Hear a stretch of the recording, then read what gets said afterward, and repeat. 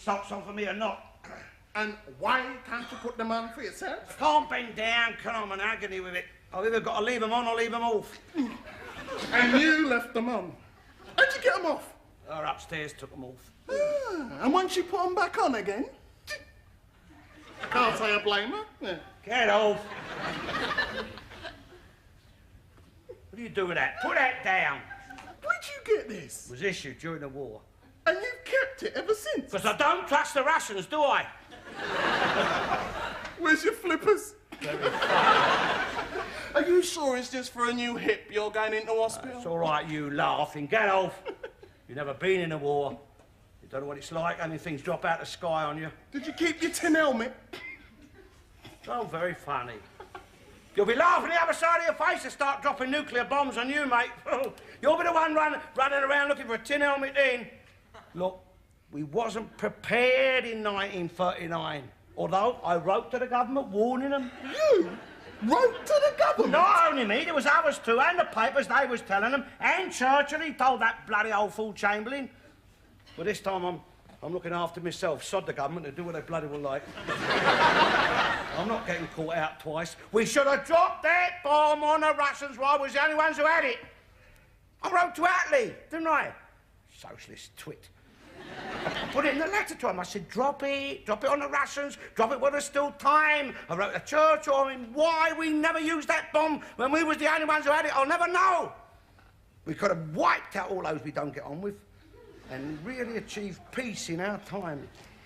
And the world would have been a better place to live in with just the English and our friends. We wouldn't have to sit here worrying about the Russians and their bloody bombs. I'm not worried about the Russians. Because there wouldn't be no bloody Russians, mate, that's why. Wouldn't be no Iranians, neither, nor that other Arab swine who kept Her Majesty waiting for hours. And the oil would still be ours. It'll belong to us, the people who found it. Yeah, in your Irish, they wouldn't be so keen to make a bloody nuisance of themselves, neither. They might be a little bit more inclined to watch their P's and Q's with a nuclear bomb whizzing over their heads. That'll be a bit close to home, though, wouldn't it? Dropping one of them things on the Irish? We know what we're doing. God blimey, it'll take a few of them things before it have any effect on us. Oh, I don't know. What about Chernobyl? Chernobyl, nothing. God blimey, if one bomb was enough, why do you think we got so many of them? The Russians have got thousands. We've got thousands of them. No, you put your trust in the RAF. Them lads know what they're doing. They didn't let us down during the Battle of Britain, did they? I don't know. I wasn't here for the Battle of Britain. Well, ask your mum, ask your dad. Our finest hour, it was, Churchill said. And that's when we showed the whole world the kind of people that we was. We didn't have no ban the bomb marchers then, did we? No. Give us the tools, Churchill said, and we will finish the job. And we did, and we stood there. And London was burning all round us, but we stood there, heads held high. And we took everything that Jerry could throw at us. Is that when you wore this? And then the tide turned, and we bounded back.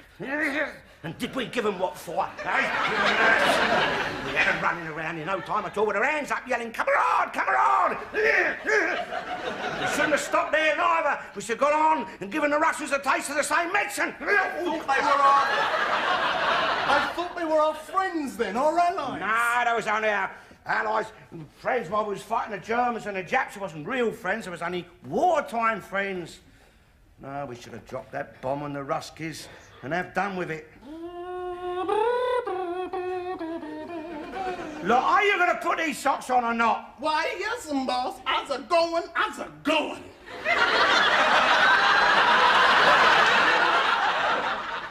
So you won't be with us for Christmas this year, then? No. Be better off where he's going. Have a good time in them hospitals, Christmas. Not going to celebrate. It's not a hotel, you know. My Aunt Ethel was in one of them at Christmas. Best Christmas she ever had. Was her last one, though. Don't forget to let us know which ward you're going to be in. Oh, yeah, I'll pop out. I'll come round and tell you. Well, we'll want to know where to send all your presents. Yes. It's a bit hard, though, isn't it? I mean, being in hospital for Christmas. I mean, Christmas is for the family. People travel from all over to be together. Aunts, uncles, little children playing with their toys, all together again, and I reckon you could be the lucky one. You'd be better off in hospital, as long as there's not too much wrong with you. Gonna get a new leg. leg, aren't you, Mr. Garnett? Oh, it's just your hip, isn't it, Mr. Garnett? Make sure they know that.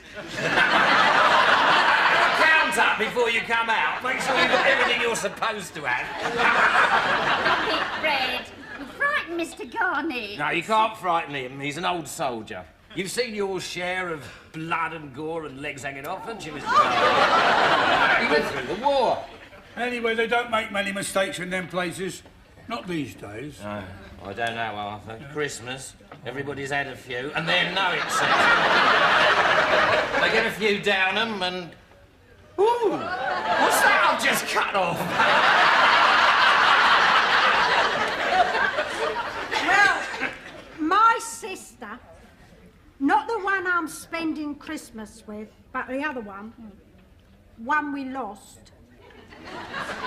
Well, I won't go into details, not with Mr. Garnett sitting here. I mean, not with him having to go into one himself tomorrow.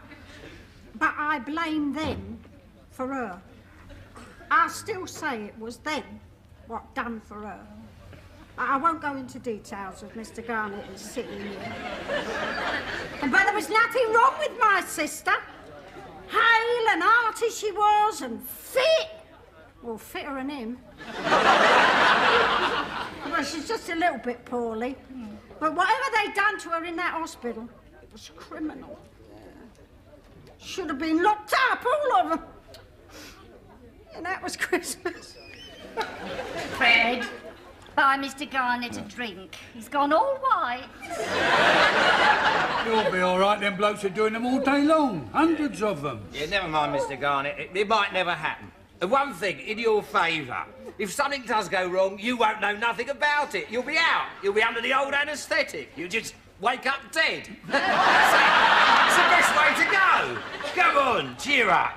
Have a whiskey. Come on. Merry Christmas.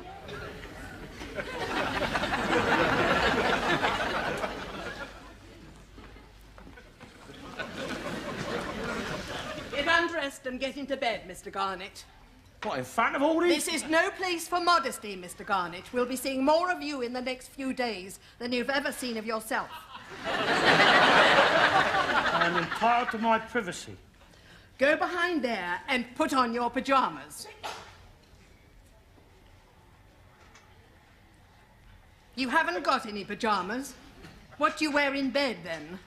Not what you wear all day, I would hope. I see, you do. Put this on, take your clothes off. Take all your clothes off, Mr. Garnett, and throw them out. There.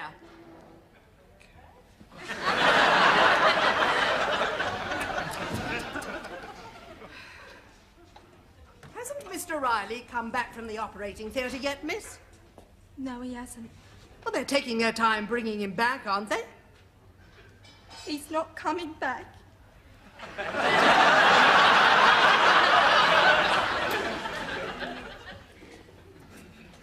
Mr. Jenkins again? Not this time. Leave that, nurse. Get these fumigated. Oh, God, he's here again.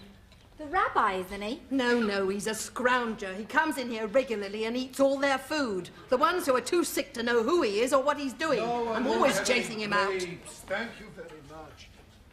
Perhaps a piece of chocolate. Yes, the grapes are very nice, you're right. Maybe I have a few, but later. You see, grapes, they don't agree with me. Also, I shouldn't be eating chocolate. Now, a banana, yes. I will say yes to a banana. But later, I shall have to eat it later. You see, Out you go. I've been telling you before about coming in here. I come here to visit my friends, my customers. I was a watchmaker, everything, bikes, Bikes? whatever. But bikes, I was the king. Everybody who had a bike comes to me. Sixpence down, you ride to work, to Southend, everywhere. Have a chocolate. Be capable. Why walk? Rabinsky has a bike for you. I was one of the first people who stopped walking. And then I saved shoe leather. I was a benefactor. And watches, watches. Listen. Stop that. They're his. When God decreed food should grow, he didn't say who should eat it. He did not say, this is yours, and this is his, and thou shalt not eat of it. Out you go.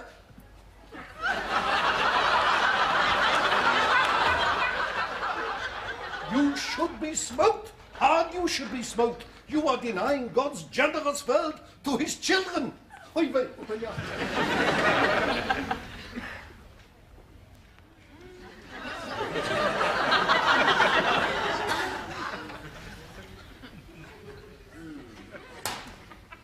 Yes.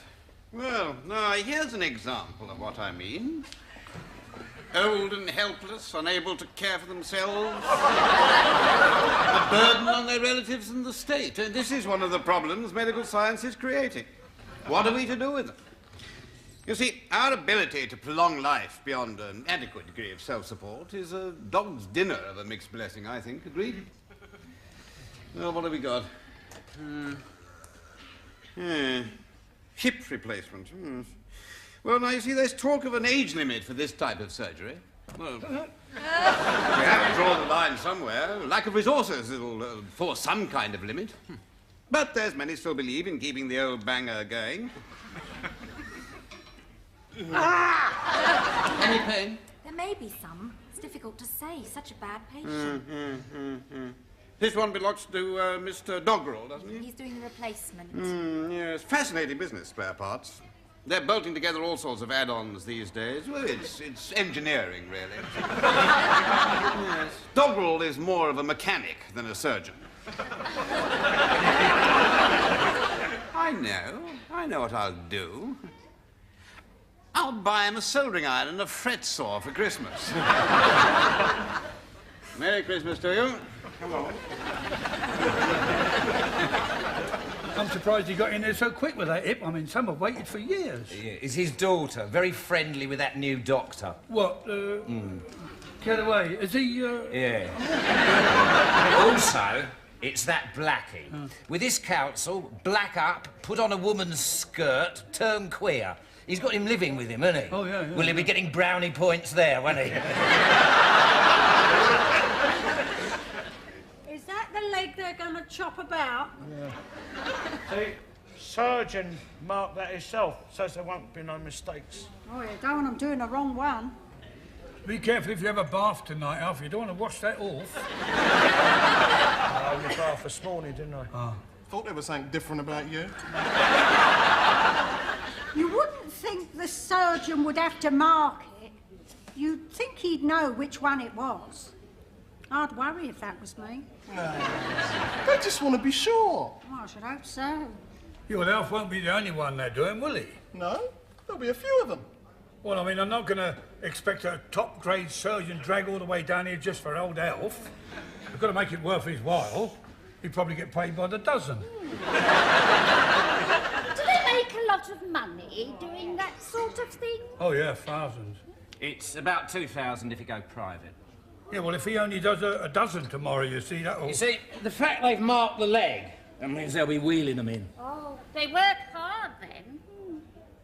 That's 24,000. Blimey, for that money, no wonder it's a closed shop. I mean, you wouldn't have to have not much more skill with a knife cutting meat than an ordinary average butcher, would you? Nowhere near like that. It don't matter how fast he went. No, there's a big difference. They're cutting people who are alive. I mean, one slip end. It's not a side of pork, you know. Well, there's no skin off their nose, alive or... Well, they just get the same money. They don't dock nothing for... Oh, not in front of... I see the hammer's lost again. They shouldn't work them so hard. I mean, if that man's got to be chopping up dozens of people, well, that causes mistakes. My poor sister. I told you. She was in here. This is where it happened. Could have been this bed. No! I'm sure Mr. Garnett doesn't want to hear about that. Mr. Garnett wants cheering up, don't you, Mr. Garnett? You're upsetting Mr. Garnett. I know how it's done. Fred? No, they're very clever people. Mr. Garnett is in very good hands. It's a very simple operation. It's what they call minor, very minor. There's no worry about it. No?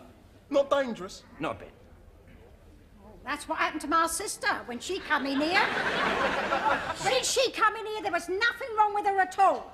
She didn't have hip replacement, though, did she? No, nothing as complicated as that. Hip replacement is not complicated. Oh, don't you worry, Mr. Garnett. My Fred knows all about it, No, don't you, Fred? what they do, they slash the buttocks, so they pull the whole hip joint right out, and then they dislocate it. And then they saw off the top of the thigh bone, that's the knuckle part of it. A lot of people ask for it afterwards, take it home with them. For a souvenir? Yeah. Or the dog. That's if you're private, because if you're on National Health, they keep hold of it and they sell it as fertilisers. Or dog food. Yeah. Then they take this metal spike, which is made of titanium, which is as strong as steel, but much lighter. It's used in aircraft and spacecraft. And on the end is a ball, on the end, and that's your new hip joint. Then they whack that with a mallet right into the marrow at the top of the thigh. Now, they may find, when they start whacking at it, that they can't get it in. If they can't get it in, they get hold of a drill. It's just an ordinary drill, like regular Black & Decker, and they ream out a decent hole, and then they pour in acrylic cement. That's like glue, but it sets hard as a rock. And while it's setting, it does half generate some heat. You know, someone your age, they might not give you a general anaesthetic. They may give you a spinal injection which will merely paralyse you from the waist down. Now, that means you could watch it. You could sit there and watch it. I'll do it. Go for watching it. I'd watch it. Fred, maybe they let me watch it. I love watching operations, don't I? I watch them on the television, don't I? Oh, yes, he can sit and eat his dinner watching. Oh, I love it. Yeah, I like to watch women having babies. I volunteered to watch it, but it's only husbands. I'm sorry, but only 2 visitors are allowed at a time. Oh, Two of you can stay. I can't stay, but before I go, may the Lord have... Pray, Lord, for this poor sinner's blessing, and may you, Father Almighty, have mercy on his soul. And, dear Mother of God, help him through what is to come. I'll get a mass said for you. And let's hope. I mean, it's all we can do is hope. Amen.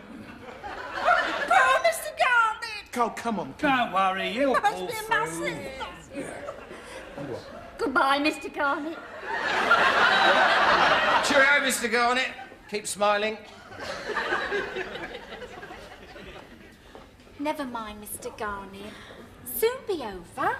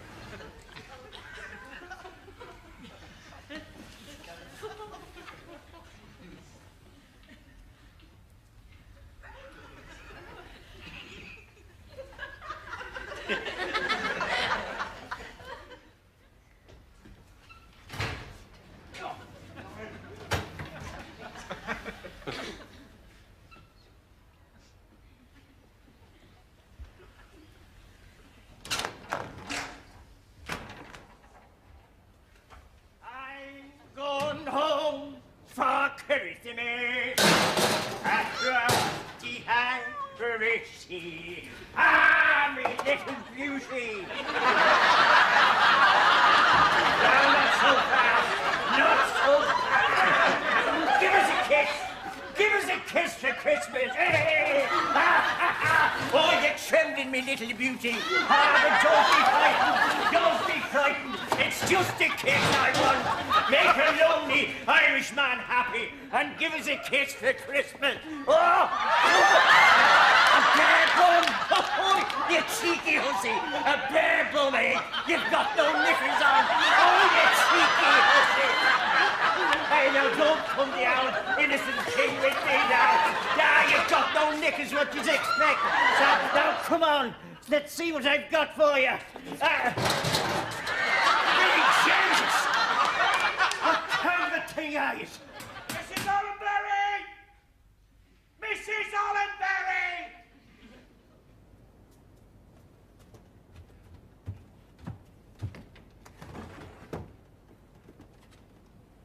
Oh, God. Ah.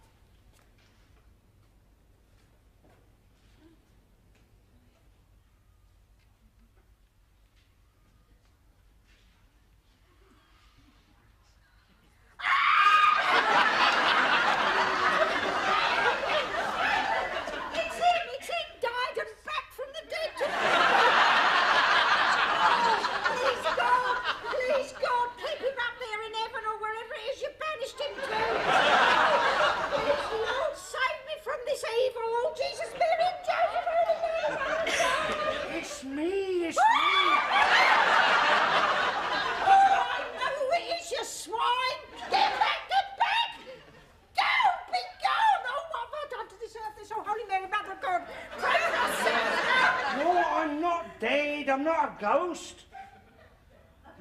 Eh? Crying out loud, I'm not a ghost, you silly white pudding. You? It's you! Yes, it's me. What are you doing here? You should be in hospital. I mean, where's your clothes? You've got no clothes on. Oh, you disgusting, filthy, indecent wretch! Get away! No, you get go away away. from You me! go. No, You go away. You go away. You go up your own bloody gum. Sod off. Go on. You swine. Come back here to ruin my Christmas like you ruined it last year. You're supposed to be ill. Lying in bed, dying.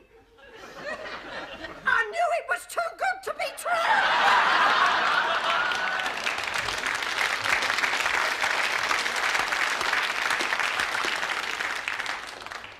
And a Merry Christmas to you, too.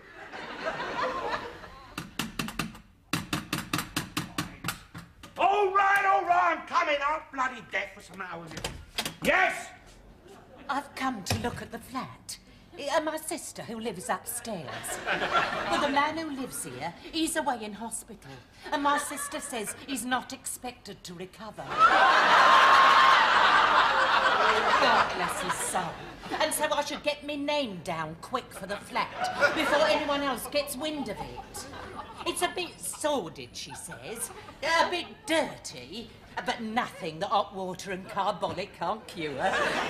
Is this it? She's right. It'll need plenty of scrubbing. And plenty of carbolic, too. Will it? Will it? Well, you can take your carbolic, missus, and use it where it'll do more good.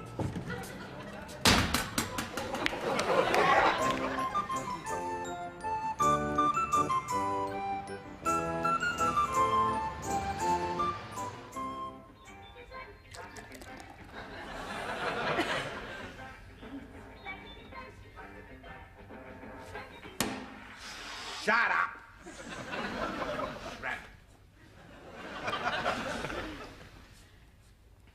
They can stick their Christmas. This is what he set his son down here for, to save this lot. He was wasting his time.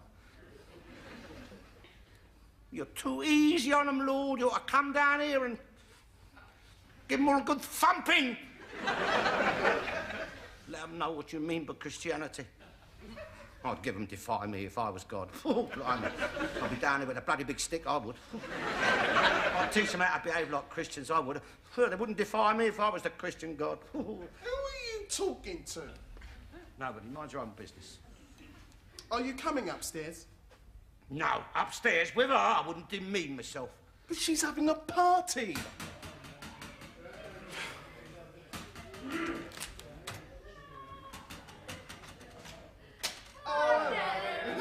Merry Christmas, darling. Merry Christmas. What are you doing here? I thought you were having an operation. I'll give up my bed. You must know. I'll give it up to someone who needed it more than me. It's Christmas, isn't it? Time of goodwill to all men. I've done my bit towards it. You coming upstairs to the party, then? No.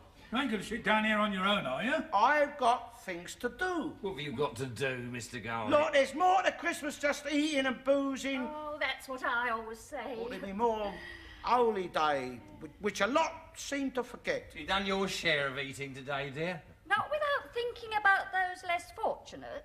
£15 turkey, not much left of it. We had a bit of pork, just enough for two, but plenty. If I'd known you was going to be on your own, Alf. And who did you think I was with, eh? Oh, yeah, go on, let's go. Come in.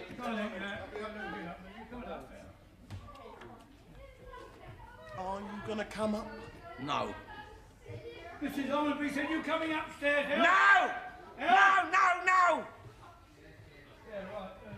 They went on their bended knees to me. I may be poor, but I've got my pride. They've had it. And me, as far as I'm concerned, they've had it. Stuff them Christmas. Stick their party. I don't need their party. I'll have my own party. I'll enjoy myself much better on my own. I'll have a nice, quiet little party all to myself. I'm happy. I'm happy too. They're not the only ones who can enjoy themselves. Mr. Garnett, are you coming up here? There's a drink poured out for you up here. Come on, Mr. Garnett. Come on. It's Christmas. Oh, well. Can't be too hard on them, I suppose. It's Christmas, isn't it? Right. Mind that new stair rod, Mr. Garnett, only unpolished underneath it. Ow!